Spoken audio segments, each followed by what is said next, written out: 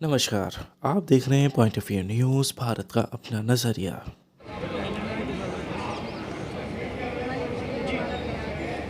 नमस्कार दोस्तों, मैं हूं संत युवराज, राष्ट्रीय अध्यक्ष भारतीय जन जागृति पार्टी। मैं आज 16 मार्च को जंतर मंतर पर आया हुआ हूं। 16 मार्च 2022।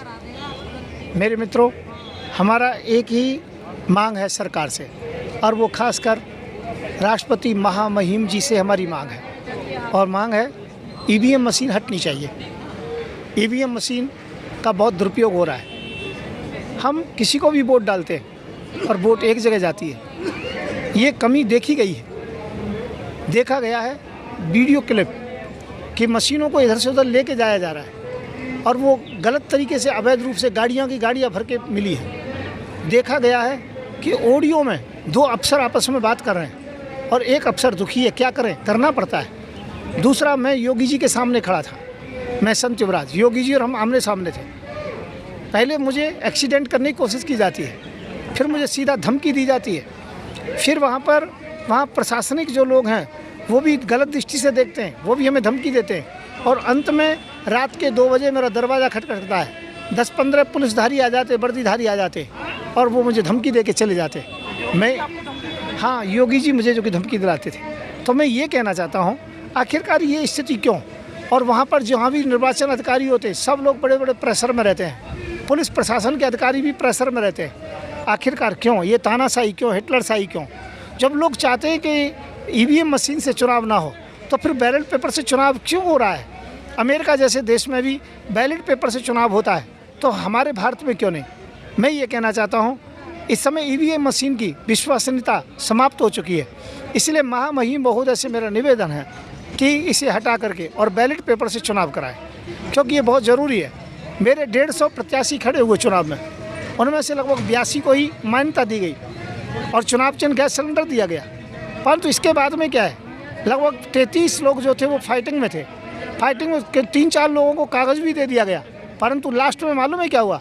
लास्ट में उन लोगों को हरा करके बीजेपी के लोगों को जिता दिया गया। आखिरकार क्यों? ये ईवीएम मशीन में रिकाउंटिंग के बाद में 3-4-5 बार रिकाउंटिंग करते हैं, जहाँ बीजेपी के लोग हारते हैं, फिर उन्हें लास्ट में जिता देते हैं। आखिरकार ऐसा क्यों? मैं ये कहना चाहता हूँ, ये गलत है। ईवीएम मशीन को समाप्त किया जाए। तो मैं संत युवराज इसी बात के लिए आज 16 मार्च को आके बैठा हूँ और मैं 28 तारीख तक समय का इंतजार करूँगा। लिखित में ठोस आश्वासन न मिलने पर 31 मार्च को हम राष्ट्रव्यापी आंदोलन करेंगे, जिसमें सैकड़ों पार्टी मेरे साथ में है। हम ईवीएम मशीन को मुद्दे को लेंगे, ईवीएम को समाप्त कराएंगे। सर, आपने सीधा सीधा ये बोला है कि यूपी चुनाव में जो हुए हैं उसमें ईवीएम मशीन के द्वारा गड़बड़ हुई है। हाँ, बिल्कुल धांधलेबाजी हुई है। सीधा योगी जी के ऊपर मैं आक्षेप लगाता हूँ, मोदी जी के ऊपर आक्षेप लगाता हूँ। ईवीएम मशीन में धांधली है, इसमें कोई शंका नहीं है और ये धांधलेबाजी नहीं होनी चाहिए, पारदर्शिता होनी चाहिए। या फिर एक काम करिए, किसी एक सीट से मोदी जी हों, अमित शाह हों, और दूसरे क्या अमित शाह हैं, मोदी जी हैं और जो कि योगी जी हैं, ये सभी एक जगह पर बैलेट पेपर जगह चुनाव लड़ें और मैं भी उस सीट पर हूँगा।